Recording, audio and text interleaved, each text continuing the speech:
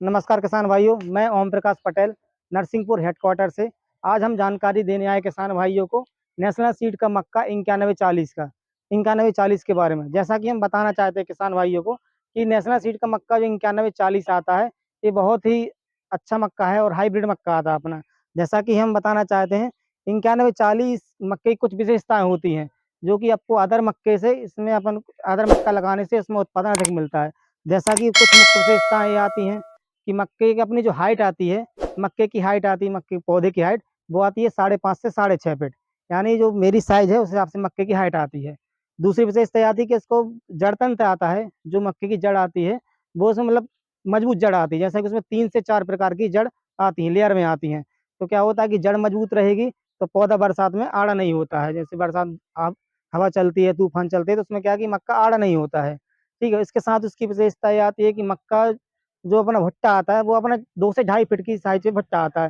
जैसे अपना भुट्टा आएगा, एक कमर की साइज पे इसका भुट्टा लगेगा। तो क्या भुट्टा नीचे लगता है, हाइट छोटी है, तो जो ऊपर से पक्षी वगैरह आते हैं वो उसको नुकसान नहीं करते हैं। तो किसानों को ये बेनिफिट मिल जाता है कि नुकसान नहीं करते, मतलब क्या पक्षी वगैरह भी बहुत से मक्के देखे होंगे आपने कि पता चला पक्षी नुकसान करते हैं। इसमें अपने को ये दिक्कत नहीं आती क्योंकि पक्षी हमेशा नीचे नहीं जाते, ऊपर ऊपर रहते, नीचे नहीं जाते हैं।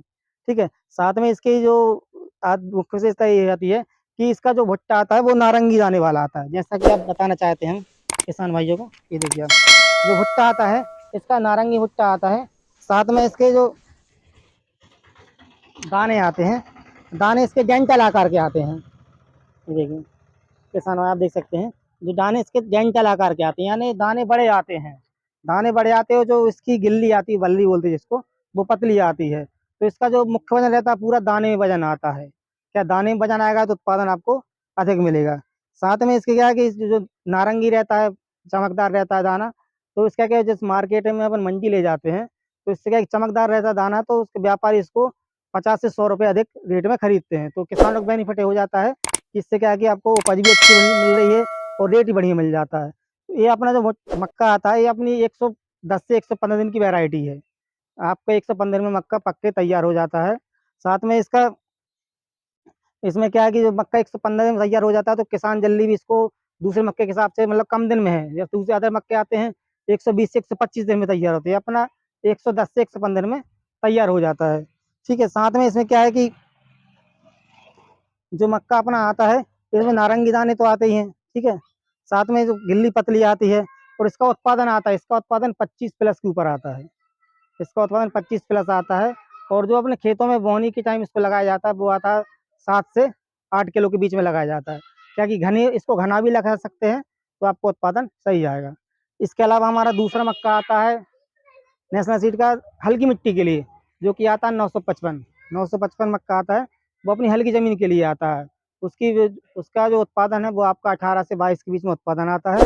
वो अपनी बर्रा ज़मीन के लिए आता है, जैसे अपनी हल्की ज़मीन होगी, नदी किनारे हो गई है, पथरीली ज़मीन है, उसमें अपना मक्का लगता है। साथ में इसके अलावा अपनी कंपनी की,